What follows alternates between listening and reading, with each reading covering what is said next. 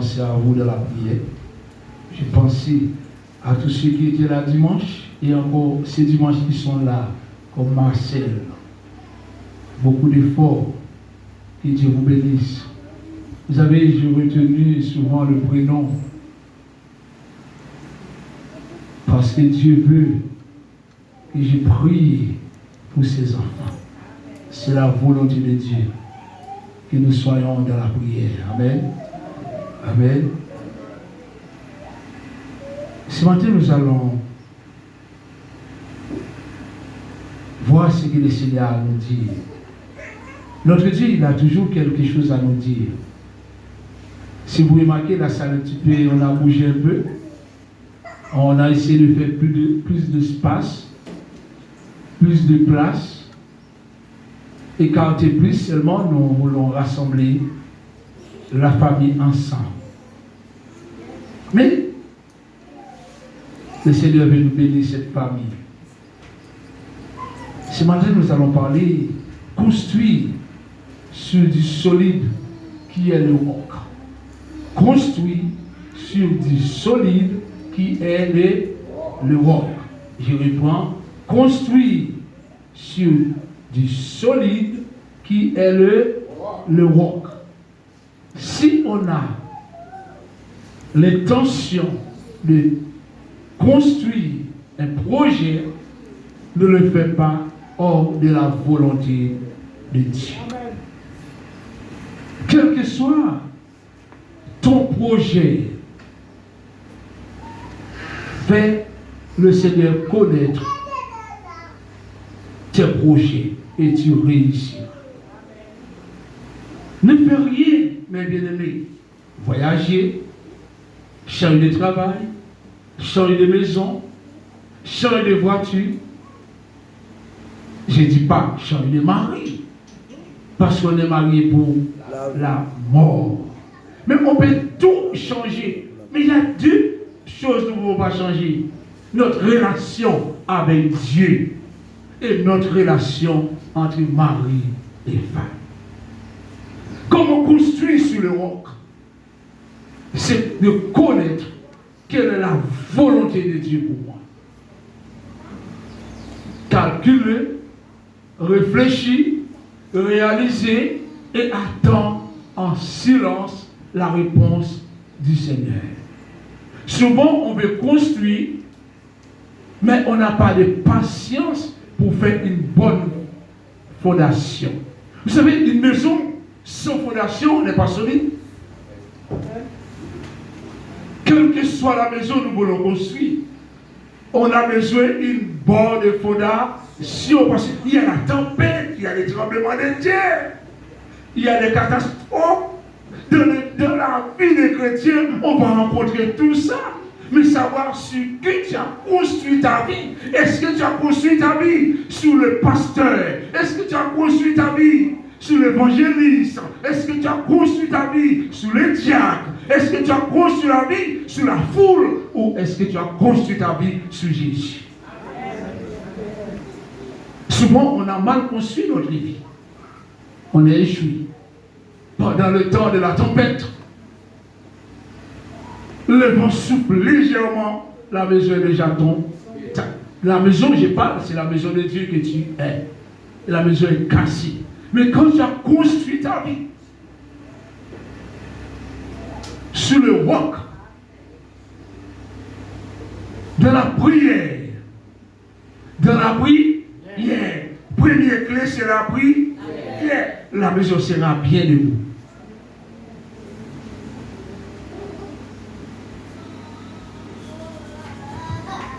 Les brindages d'acier, vous le connaissez, les brindages d'acier, les murs de béton sont des symboles solides pour construire. Les murs de béton sont des symboles solides de solidité quand on a construit des murs d'acier. Mais regardez ce qu'il reste après une tornade ou un séisme. Regardez ce qui reste. Malgré qu'on a construit, mes bien-aimés, l'homme, Il est construit avec des murs, des bétons. On dit les murs, les bétons scellés, mes bien-aimés. Après une tornade, un séisme, lorsqu'on regardait, on voyait rien. Ça me fait penser un temps où une grande pluie est tombée en Martinique. Et ça dans le nord. Cette pluie tombait. Et ça fait quelques années de cela. J'ai des amis du prêcheur. Il y avait une petite église à côté de la mer. Il y avait une maison 3 étages. C'était 3 étages. La sauvé habité. Au fond du prêcheur. Après quelques heures, on n'a pas vu la place de la maison. On n'a pas vu la place de l'église. Puisqu'on l'avait fait avec du bon béton, avec du fer, mais on avait construit sur le sang. Tu peux construire avec du fer, tu peux construire avec du bon béton, mais attention les séismes qui vont passer. Attention les tremblements de terre qui viendront. Parce que les tremblements de terre n'avertissent personne. Les séismes n'avertissent personne. J'ai déjà entendu de les informations où le journal nous dit attention, on aura un tremblement de terre ce soir à 23h. C'est une surprise. Dans notre vie spirituelle, on va rencontrer des surprises. Mais si nous sommes bien bâtis, si nous avons un fondement solide, rien ne peut ébranler ta vie spirituelle. Si tu abandonnes le Seigneur pour un homme, c'est parce que tu n'étais pas bâti sur le Seigneur. Si tu as abandonné le Jésus pour un homme, c'était pour un homme, tu as accepté le Seigneur. Tu n'avais pas accepté Jésus. Sache ce que tu as bâti. Et tu veux bâtir encore les jeunes qui vont construire demain votre avenir. Je vous donne un bon conseil. Construisez votre avenir sur le roc. Le roc solide. Amen. Amen. Amen. Même si il y a du béton solide. Oh, lorsque nous regardons la matière la plus résistante, est en fait bien fragile, mes bien-aimés. Pourtant, ce sont des matières existantes, mais ils sont fragiles pour les tremblements de terre. Le monde physique n'est pas l'essentiel. Le monde physique n'est pas l'essentiel.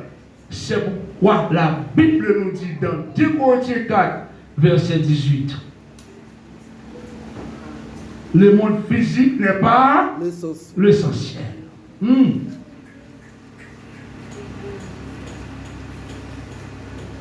Corinthiens 4, 18 nous dit, parce que nous regardons non près aux choses visibles, mais à celles qui sont invisibles. Car les choses visibles sont... Oh, l'église ensemble. Les choses visibles sont comme quoi nous parlons ce matin, qui sont passagers. Pas longtemps, j'ai vu à la télé un grand bâtiment qui, regardez en Amérique, la tour de 75 étages, il voit millions dépensés pour faire une tour. Dans un clin nous voyons que la poussière, la fumée.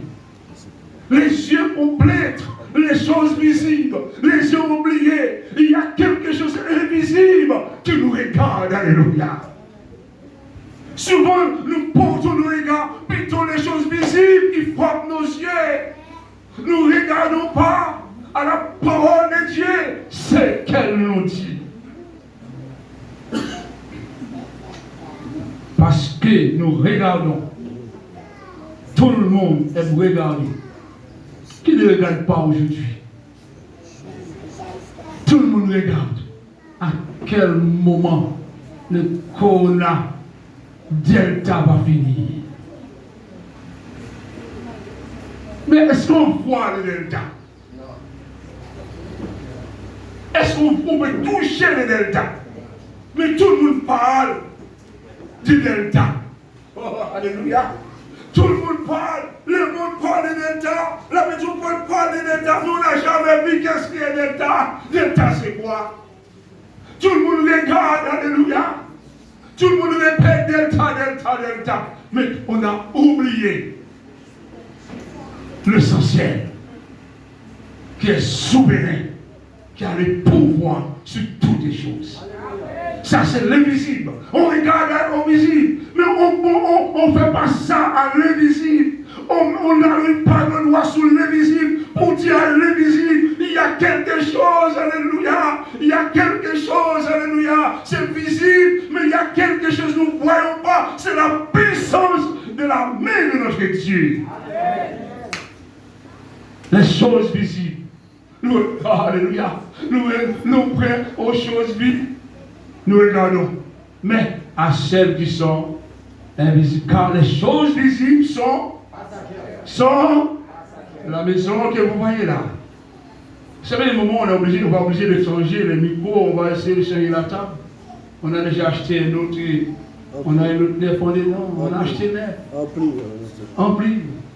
La chèvre a demandé d'être échangée, les pupitres. Mais bien aimé, c'est passager. Mais lorsqu'on est enfant de Dieu, né de nouveau, tu as donné ta vie à Christ. La Bible nous dit, tu vis éternellement. Alléluia. C'est Jésus seul qui peut te donner une vie éternelle. Le Dieu ne peut te donner cette vie éternelle. Tu vas le trouver en Jésus-Christ de Nazareth. Amen. Sont passagers et les invisibles sont les choses que tu ne vois pas. Les choses que tu ne vois pas.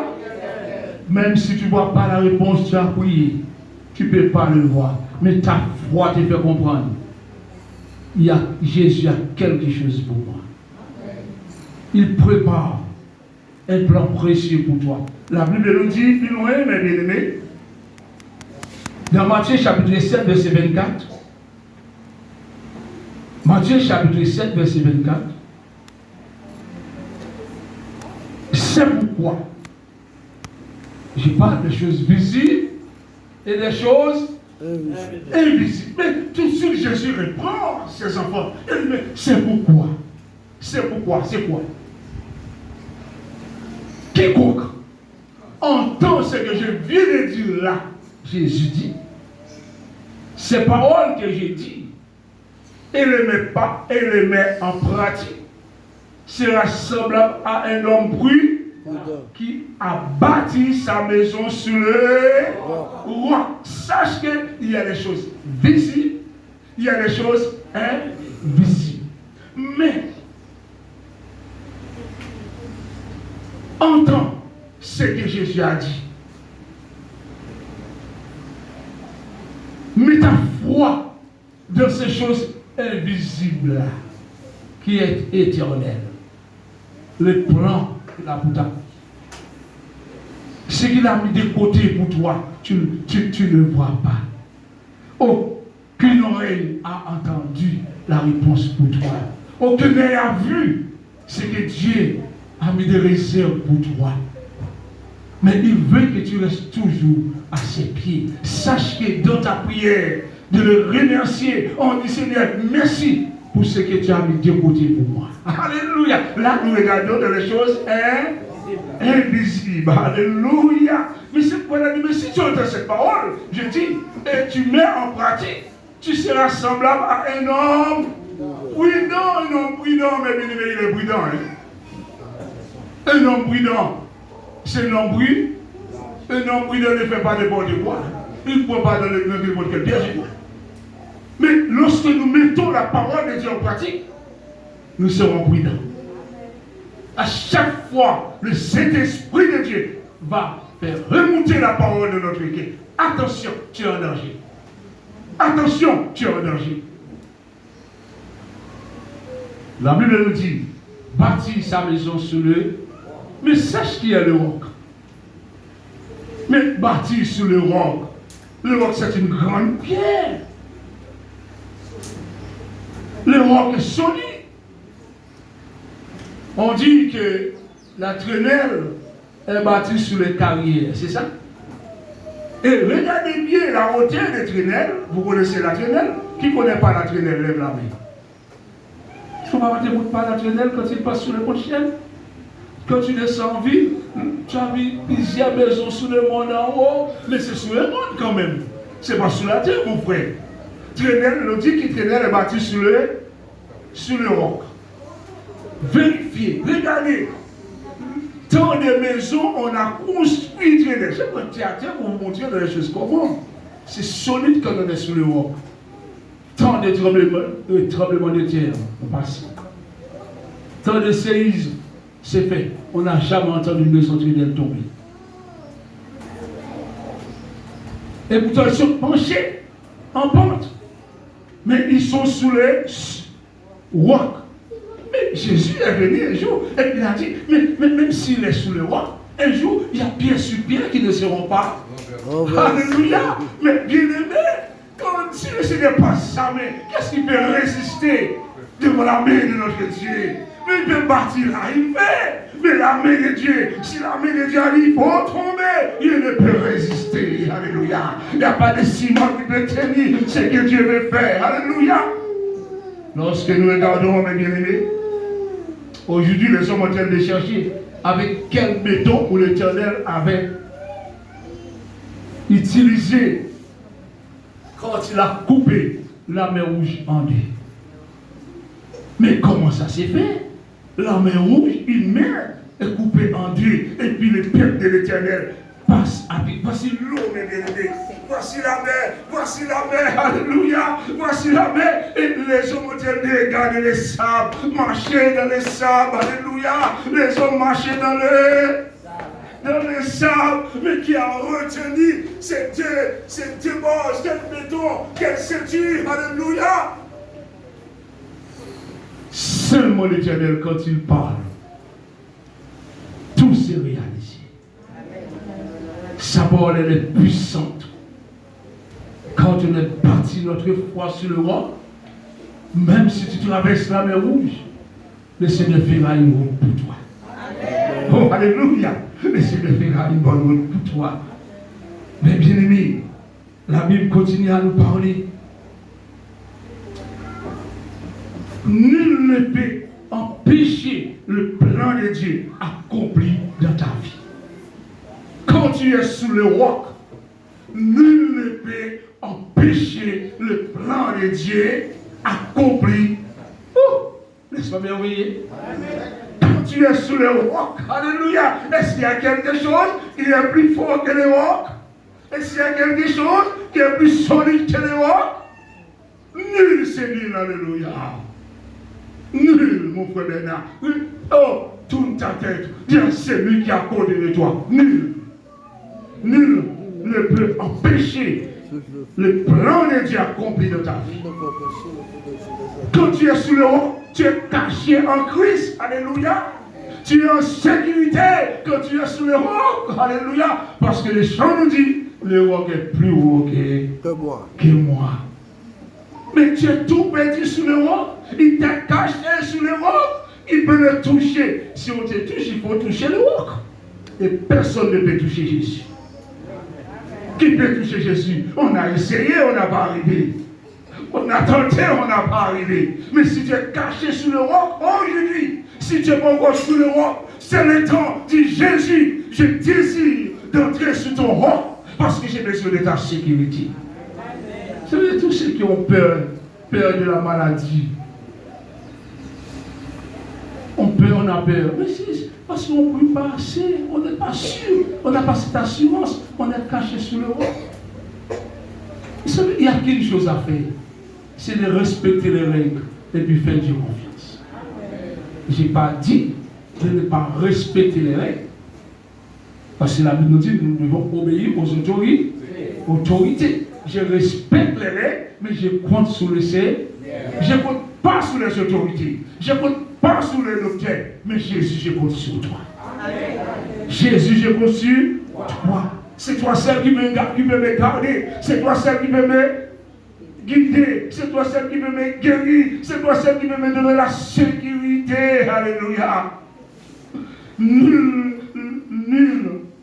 ne peut empêcher le plan de Dieu accompli dans ta vie. Est-ce qu'il y a quelqu'un qui peut empêcher le plan de Dieu accompli dans ta vie? Quand Dieu veut te bénir, il a dit Balak et Balak. Mais c'est lui que Dieu est béni. On a payé pour te bénir. On a payé un marabout pour aller enlever la bénédiction du Seigneur dans un homme. Même si on a payé un marabout pour te détruire, mais si tu es sous le roc de Babel, alléluia. Même si on a payé des affaires pour te détruire, si tu as cette assurance que tu es sous le roc, tu seras toujours en sécurité. On a payé. Balak dit, donne-moi de l'argent. Balaam, je vais détruire le peuple de Dieu. En arrivant, c'était trop fort pour lui. Il est retourné, il a dit, mais écoutez-moi, comment te bénir celui que Dieu a béni. Nul ne peut pas, alléluia, détruire le plan de Dieu dans ta vie. Quand tu es béni, tu es béni. Alléluia. Tu vas continuer encore. Amen. Mais pour être béni, il faut marcher. Les règles, c'est quoi? Mes frères, mes soeurs, les règles, c'est quoi? Il faut marcher dans l'obéissance, pas au pasteur. Moi, je ne demande personne de m'obéir. Je fais l'éducation de l'église, l'instruction de l'église, selon la parole de Dieu. Les seules personnes que j'ai demandé de m'obéir, c'est mes enfants qui sortent de mes entrailles. Mais je vous demande d'obéir à la parole de Dieu. Alléluia. Oh, moi, je dois obéir à quoi aussi? Si j'obéis pas à la parole de Dieu, je passe à quoi? C'est pas seulement je viens prêcher là, parler, et puis je suis. J'ai tout le temps, je marche dans les obéissances. Dieu ne va pas me bénir. Il ne va pas me bénir. Mais c'est lui que Dieu a béni, aimé. Combien parmi nous Dieu a béni? Lève la main. Combien parmi nous Dieu n'est pas encore béni? Combien parmi nous Dieu n'est pas encore béni? Alors, c'est vraiment un bon Dieu. Comme on dit, le bon, il bénit tous ses ans. Bon, n'est-ce pas merveilleux? Il continue encore à nous bénir, mes bien-aimés. La Bible nous dit dans Jérémie chapitre 15, Jérémie 15, verset 19, 21, nul ne peut empêcher le plan de Dieu accompli dans ta vie. Nul c'est, allez, répète avec moi, nul. Dites avec moi encore, nul, encore, même si 50 ans, 20 ans, 30 ans, la bénédiction va s'accomplir pour toi. Ton mariage est là, ton financier est là, alléluia, oh, alléluia, ton travail est là, et pas peur, servis Dieu fidèlement, donne-toi au combat, marche avec le Seigneur, ne crains pas de la demain, continuez à persévérer comme Dieu il te demande de faire. Nul ne peut empêchement, papa, le blocage. Nul ne peut bloquer, nul ne peut arrêter ce que Dieu a pour toi. 20 ans, 30 ans, tu verras la gloire de Dieu. Mais il t'a dit quelque chose. Si tu vois la bénédiction, qu'est-ce qu'il t'a dit? Mais pour attendre, il faut de la patience. Pour attendre, il faut être pressé. Vous savez, tellement on est impatient des moments, on gâte les choses, on détruit notre bénédiction. Après, on dit c'est Dieu. Non. On n'a pas la patience d'attendre. Du moment où Dieu veut, il t'emmène à l'école de la part. Dieu a une école qui s'appelle l'école de la part. Alléluia. Dieu a une école qui s'appelle l'école de la part. De la part. Si tu me regardes les labourés, regardez les cultivateurs, quand tu mets les plants de tomates de la terre, les lendemains, il n'est pas retourné et puis trouver les plants de tomates, non? Et pas vrai? Chaque jour, l'agriculteur dit regardez, où on est l'argent va bien à quel moment? Ça grandit. Et puis, vous m'avez bien des tomates dedans. Mais il ne sait même pas d'où viennent les tomates. Il voit des fleurs. Mais qu'est-ce qu'il fait? Pendant qu'il voit des fleurs, il voit des fleurs. Mais il y a un travail à faire. De ta patience, il y a un travail à faire. Tu attends le secours du Seigneur. Mais tu es très patient pour la bénédiction. Mais pendant le temps d'attendre la bénédiction, est-ce que tu vas abandonner la route? Mon frère Malbranche, agriculteur, mon frère Lipner, combien d'agriculteurs qui sont là? Mes chers, le bon travail, c'est le travail de nos premiers parents en agriculture. Et sans l'agriculture, le pays n'aura pas de manger. Alléluia. Oh, bon travail, Élisée était agriculteur. Adam était agriculteur. La Bible nous donne des exemples. Parce que, vous savez, les agriculteurs, avant on ne dit pas agriculteur. Avant on dit cultivateur. Mais le français est tellement changé. Je vais demander à ma petite sœur quelque chose parce que le français a changé. Et dans le chant, on a chanté ton esprit, tu vas corriger pour moi la suite. Esprit de Dieu, c'est écrit toujours avec le grand E. D'accord? Quand tu vas parler de l'esprit de Dieu, la personne qui a écrit avec petit D, tu as mis. D'accord? Ton Dieu, le premier chant, on a chanté. J'aime bien voir la grandeur de Dieu. J'aime pas les petits et c'est pas toi qui a copié, mais toujours corriger. Quand tu vois cela déjà, corrige. Depuis c'est 1, depuis c'est 2, donne-moi Dieu, parce que nous serons un grand. Il est l'esprit, il est vie. Alléluia. L'esprit de Dieu, c'est un grand esprit. Je parle de l'agriculteur. C'est la servante du pays. C'est eux qui donnent à manger dans tout le pays. Dieu, il prépare le cœur. C'est pourquoi, ainsi parle l'Éternel. Qui a parlé? Qui a parlé? L'Éternel. Ainsi parle l'Éternel. Mais quand l'Éternel parle, que ferons-nous? J'ai dit de prendre soin, plus la bénédiction que Dieu met de côté pour nous. L'Éternel parle. Il a mis une bénédiction de côté, comme l'agriculteur, il fait. Quand il a vu, il a mis les tomates. Vous savez, plus fragile ces tomates. Tomates, bah oui. Tomate est très fragile. Il faut mettre les piquets, c'est ça? Il faut le tuteur pour le soutenir. Eh bien, la bénédiction que Dieu t'a donnée là, il faut mettre le tuteur dedans. La prière, l'obéissance. Et ensuite, il prend les ficelles. C'est vrai, mais c'est pas passé comme ça, je vois. Il attache, pourquoi? Regardez, il faut que ça tombe sur la même ligne. Et sur la ligne, il passe la ficelle, il fait chaque pied tomate passer dans les ficelles pour ne pas le vent ne puisse passer. Il y a un vent qui va passer de ta bénédiction. Mais si tu es resté ferme, mes bien-aimés, le vent ne peut pas jeter ta bénédiction à terre. Mais il y a du soin de mon bon Dieu. L'Éternel parle, c'est pourquoi ainsi parle l'Éternel. Regardez, si tu te rattaches à moi, il y a des règles. Hein? Si tu te rattaches à moi, qu'est-ce que le Seigneur va faire? C'est pas au pasteur, non? On aime trop regarder le pasteur comme un roi. C'est pour ça que le pasteur fait plus de bêtises. Souvent on voit le pasteur plus que Dieu. C'est pas au pasteur il faut s'attacher, mais c'est à l'Éternel.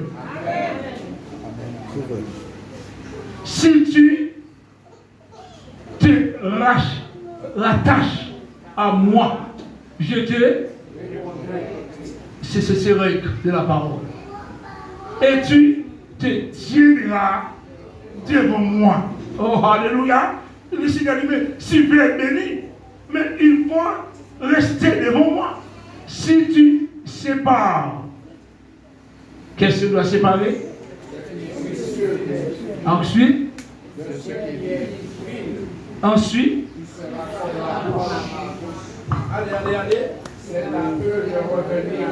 Quelle bénédiction. C'est à eux. Mais il y a une séparation avec le monde. Soit tu sépares le monde, parce que Jacques nous le dit, tu veux être ami de Dieu. Si tu veux être un ami de Dieu, tu as quelque chose à faire. Soit tu deviens ennemi du monde, soit tu restes ami du monde, tu deviens ami de... Il y a quel choix à faire. Soit si tu veux... Il y a un choix à faire.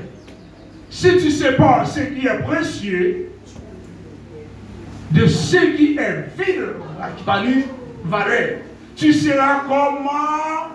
Oh, alléluia, j'aime bien Seigneur, je veux être comme ta bouche, alléluia. C'est à eux de revenir à toi. Le monde qui doit revenir à toi. L'ennemi qui doit revenir à toi. Ce n'est pas toi d'aller après le monde. C'est le monde qui doit revenir à toi. Oh, alléluia. Les enfants de Dieu ne doivent pas courir après le monde, mais le monde doit courir après toi parce que tu es la lumière du monde. Amen. Amen. Quand on voit cette lumière, on doit chercher pour regarder où briller cette lumière. Qui tu es, alléluia. La Bible nous dit, c'est à eux de revenir à toi, mais ce n'est pas à toi de retourner vers le monde. Ne retourne pas en Égypte. Continuez le verset 20. L'Éternel continue à parler. Qu'est-ce qu'il a dit à son peuple? Je te rendrai pour ce peuple comme une forte muraille d'airain. Bien aimé, c'est solide ça. Ah oui. Ils te feront la guerre. Il ne m'a pas dit que tu n'auras pas des ennemis. Parce que tu es un enfant de Dieu.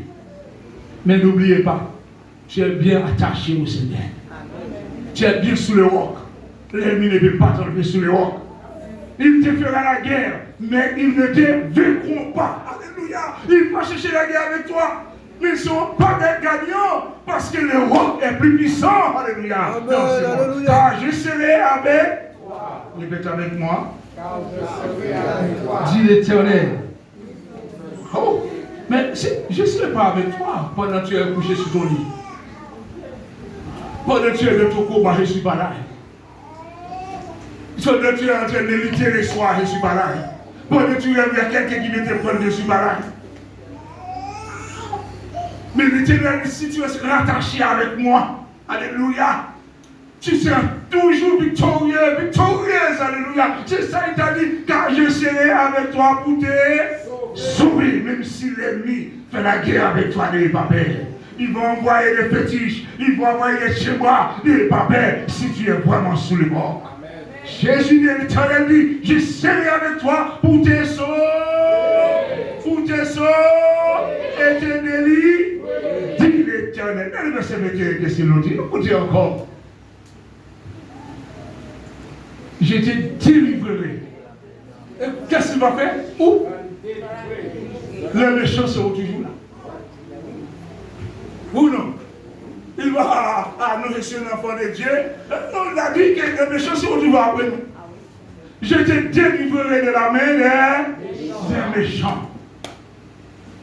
Quelle grâce! Je te sauverai de la main des vieux, des hommes vieux. Si tu rattaches au Seigneur, n'allez pas dans le monde. Si tu vas dans le monde chercher pour la volonté de Dieu, tu tombes sur un homme violent. Le Seigneur ne va pas te délivrer là, non? Ah, dis la vérité. Si tu laisses la main de Dieu, tu vas dans le monde chercher. Tu as trouvé ce que tu cherches. Ne dis pas, mon Dieu méchant. C'est où qui est méchant? Parce que tu es dans la désobéissance. Mais il n'allait pas vers eux. Mais qu'est-ce que tu as été fait vers eux? Ils sont violents. Ils ne connaissent pas la parole de Dieu. Ils ne peuvent pas te laver avec l'eau de la parole. Vous savez, c'est pour ça que j'ai toujours dit le mariage ne fait pas pour les païens. Je l'ai toujours répété. Selon la parole de Dieu, le mariage ne fait pas pour les païens. Parce que les païens ne peuvent pas laver sa femme avec l'eau de la parole. Amen. Où la Bible nous dit le mari doit laver sa femme avec l'eau de la parole. Mais pour laver sa femme avec l'eau de la parole, il faut la connaissance de la parole. Alléluia. Tu as été chercher un méchant. Tu as été chercher un homme violent. On va être un bâton. Moi, je ne vais pas perdre du lit. Tu vas prendre des coups. L'homme est violent. Parce que tu as été chercher tes affaires. Tu es sorti sur les ailes du Seigneur. Tu as été cherché dans le monde. Et c'est lui qui cherche tout. Mais quand tu restes sous le roc, tu dis Seigneur, je m'attache à toi. Je ne sais pas chercher. Tu connais l'homme que tu as mis de côté pour moi. L'homme aussi disait Seigneur, tu connais ma corde, la femme qui est sortie en moi. Tout est bon aussi à toi. Je ne sais pas s'il n'est pas au Canada. Je ne sais pas s'il n'est pas aux États-Unis. Je ne sais pas s'il n'est pas en Afrique. Je ne sais pas s'il n'est pas au Brésil. Mais l'Éternel sait. Alléluia. L'Éternel connaît toutes choses. Il est bon. Dans Jérémie, nous sommes dans le verset.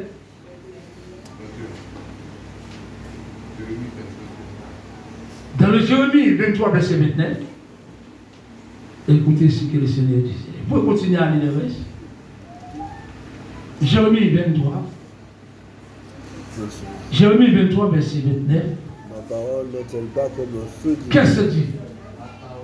L'Éternel dit, ma parole n'est-elle pas comme un feu de... Dit l'Éternel.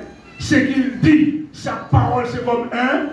Le travail qu'il fait, quand il fait, parce qu'est-ce qu'il fait? Il brille tout ce qui n'est pas bon. La parole de l'Éternel ce matin, c'est comme un feu de l'ennemi. Et sa parole ne retourne pas à lui sans faire son travail.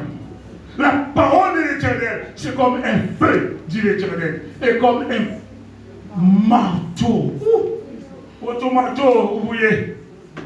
Votre manteau ce matin, la parole de Dieu c'est comme un manteau. Prends un manteau, mets ton doigt là, frappe ton doigt, frappe le manteau sur ton doigt pour voir qu'est-ce que ça va faire. Surtout quand c'est toi-même, quand tu es dans la désobéissance, c'est comme un homme qui est en train de clouer un clou. Et puis, au lieu de clouer le clou, c'est son doigt il a écrasé.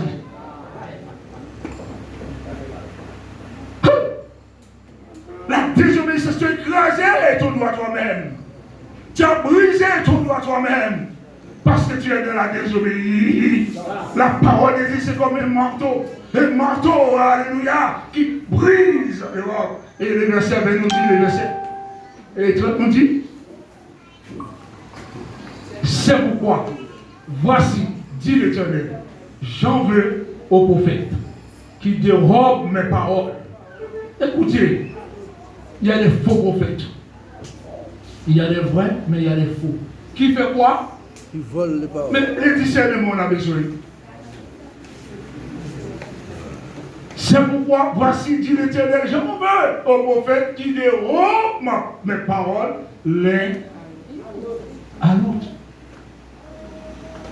L'Éternel n'est pas content. L'Éternel est fâché quand il voit ses enfants en train de